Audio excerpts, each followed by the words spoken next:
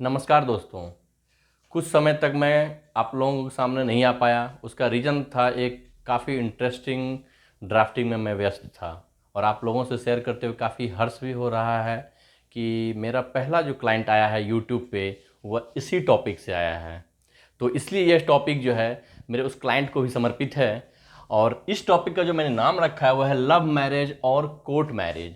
ऐसा नहीं है कि कोर्ट मैरिज अरेंज मैरिज वाले लोग नहीं कर सकते, अरेंज मैरिज के बाद भी आप कोर्ट मैरिज यानी रजिस्ट्रेशन कर सकते हैं, लेकिन लव मैरिज लिखने का मेरा जो है वो बस एक डेडिकेशन है उनके लिए और हर उस युवा के लिए जो लव मैरिज करना चाहते हैं लेकिन सामाजिक उलझन या यूं कहें कि कुछ कानूनी दांवपेचों में फंस जाते हैं और उनका जो इच्छा है वो पूरा हो नहीं पाता है। तो इसलिए यह वीडियो जो मैं बनाने का मेरा मकसद है, यह मकसद ये है कि आप लव करें, लेकिन पहले लव को समझें फिर लव करें। लव करते हैं, मैरिज करना चाहते हैं तो पहले उसके कानूनी दावपेचों को समझें। तो कानूनी दावपेच में जैसे मैंने कुछ कुछ टॉपिक्स को यहाँ ऐड किया है कि उसके कंडीशंस क्या हैं। यदि आप लव मैरिज करते हैं या कोर्ट मैरिज करना चाहते हैं तो उसके शर्तें क्या क्या होती है। दूसरा मैंने रखा है टाइम और ड्यूरेशन। क्या कोर्ट मैरिज करने के लिए आज जाएंगे आज हो जाएगा, तो ये टाइम ड्यूरेशन सारा चीज़ बताया कि आखिर टाइम क्यों लगता है, यह भी क्लियर होगा। उसके बाद मैंने रखा है आवश्यक दस्तावेज या डॉक्यूमेंट्स, रिक्वायर्ड डॉक्यूमेंट्स क्या क्या लगते हैं। कोर्ट मैरिज करने से पहले आपको ये पता होना चाहिए कि कौन कौन डॉक्यूमेंट्स हमारे पास होनी चाहिए। और जो इंटरेस्टिंग और लास्ट है इस टॉपिक का वो है प्रोसीजर यानी तरीका, प्रक्रिया प्रक्रिया क्या क्या होता है। तो चलिए अब मैं स्टार्ट करता हूं कंडीशन से, शर्तें क्या होती है। लव मैरिज आप करना चाहते हैं या कोर्ट मैरिज आप करना चाहते हैं तो शर्तें ये हैं, जो सबसे पहला और मैंडेटरी है वह है एज, उम्र क्या होनी चाहिए।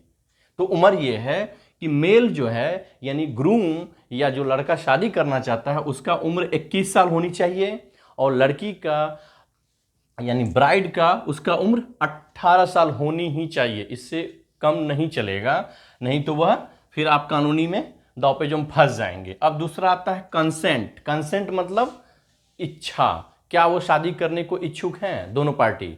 आप लव कर रहे हैं तो क्या किरण मेरी है डर मूवी की तरह उठा ले जाएंगे, नहीं, उसमें दोनों की सहमति होनी चाहिए, रियल में लव होनी चाहिए।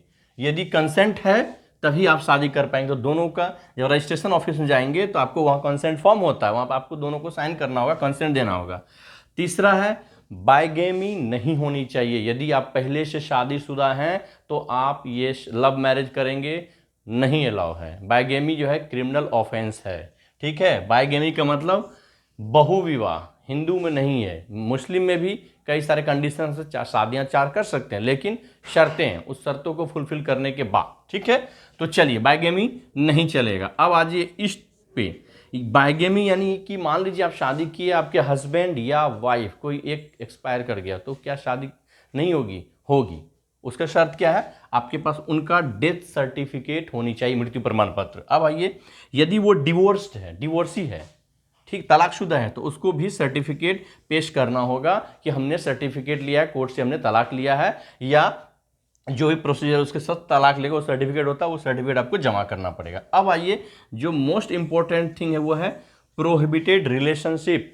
हिंदू मैरिज एक्ट और मुस्लिम एक्ट जब देखेंगे या जो एडवोकेट से कंसल्ट करेंगे वो आपको बताएगा, आम आदमी इसको नहीं समझ पाएंगे। आम आदमी की भाषा में यह है कि जो हमारा कानून है वह कुछ कुछ रिलेशन में शादी को प्रोहिबिटेड किया है कि आप इस रिलेशन में यदि हैं तो इन दोनों के बीच में शादी नहीं हो सकती है। तो वो रिलेशनशिप आपको आपके कंसर्न एडवोकेट जिनके थ्रू आप कोर्ट मैरिज करेंगे वो आपको गाइड कर देंगे, ठीक है। अब आइए, टाइम और ड्यूरेशन, या ड्यूरेशन क्या लगता है। शादी यदि करना चाहते हैं आप कोर्ट मैरिज और मैरिज रजिस्ट्रेशन ऑफिस में तो आपको मिनिमम 30 दिन लगना ही लगना है, मैक्सिमम 90 डेज। इस दिन के बीच में आपका शादी होगा। और क्यों लगता है वो मैं नेक्स्ट वीडियो में बताऊंगा कि इसका मैंडेटरी क्या है, इसको बस माइंड में बनाए रखिएगा। अब आइए, दस्तावेज यानी डॉक्यूमेंट्स क्या क्या लगते हैं। तो पहला डॉक्यूमेंट होता है एप्लीकेशन फॉर्म, जो कंप्लीट फील्ड होना ही चाहिए। दूसरा है दोनों पार्टी, ये दोनों पार्टी का होगा, ठीक है। आई कार्ड होनी चाहिए आपके पास, जो आपका आई कार्ड है वो होना चाहिए। एड्रेस प्रूफ होनी चाहिए। एड्रेस प्रूफ की जरूरत इसलिए होता है कि जो मैं यहाँ पे लिख रखा हूँ कि रजिस्ट्री ऑफिस जहाँ पे आप जाएंगे कोर्ट मैरिज करने के लिए, तो क्या इंडिया में कहीं भी कर सकते हैं, आंसर इज नो।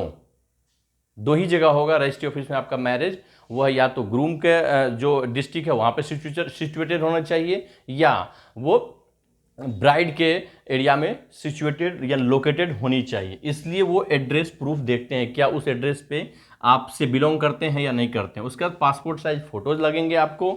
उसके बाद आपको क्या लगेगा, एज प्रूफ। एज प्रूफ क्यों चाहिए, तो भैया इसको प्रूफ करने के लिए एज प्रूफ चाहिए, ठीक है। उसके बाद विटनेस भी चाहिए होता है। ये जरूरी नहीं है कि विटनेस आपके रिलेटिव होनी हो, कोई जरूरी नहीं। यदि ऐसा कोई बाउंडेशन या कोई आपको परेशान कर रहा है तो यह लॉ में नहीं है, आप उसको चैलेंज कर सकते हैं, ठीक है। तो विटनेस के लिए आपको विटनेस का क्या क्या चाहिए, विटनेस का वही फोटो चाहिए और आई कार्ड चाहिए। आई कार्ड में आप डीएल दे सकते हैं, आई कार्ड में आप आधार कार्ड लगा सकते हैं, आई कार्ड में आप कई सारे डॉक्यूमेंट्स हैं, वो आप कोई भी चीज़ रहेगा चलेगा। यानी 10th सर्टिफिकेट आपको यहाँ भी हेल्प करेगा और यहाँ भी हेल्प कर देगा आपको, ठीक है। अब आइए प्रोसीजर यानी प्रोसेस क्या है, तो समझिए। मैंने यहाँ स्टार्टिंग में बोला था आपको, लव मैरिज को यदि आप अरेंज में कन्वर्ट कर दिए, लड़का लड़की तो राजी है लेकिन साथ ही साथ अपने घर वाले को आप कन्विंस कर देते हैं शादी करने के लिए, तो वो अरेंज मैरिज में कन्वर्ट हो जाएगा।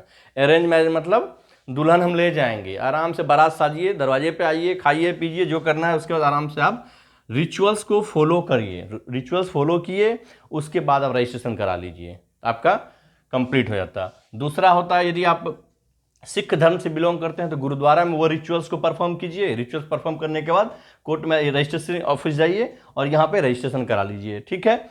और मुस्लिम है तो निकाह नामा पढ़ा जाए, जो प्रोसेस होता है निकाह करने के बाद जाइए। क्रिश्चियन है तो चर्च में जाके प्रोसीजर फॉलो करके आप जो है फिर रजिस्ट्रेशन करा सकते हैं। अब जो मोस्ट इंपॉर्टेंट है, जिसके लिए कई सारे समस्या, इसी के लिए मैंने टॉपिक बनाया, वो है यदि लड़का लड़की के माँ बाप तैयार नहीं होते हैं तो क्या होगा।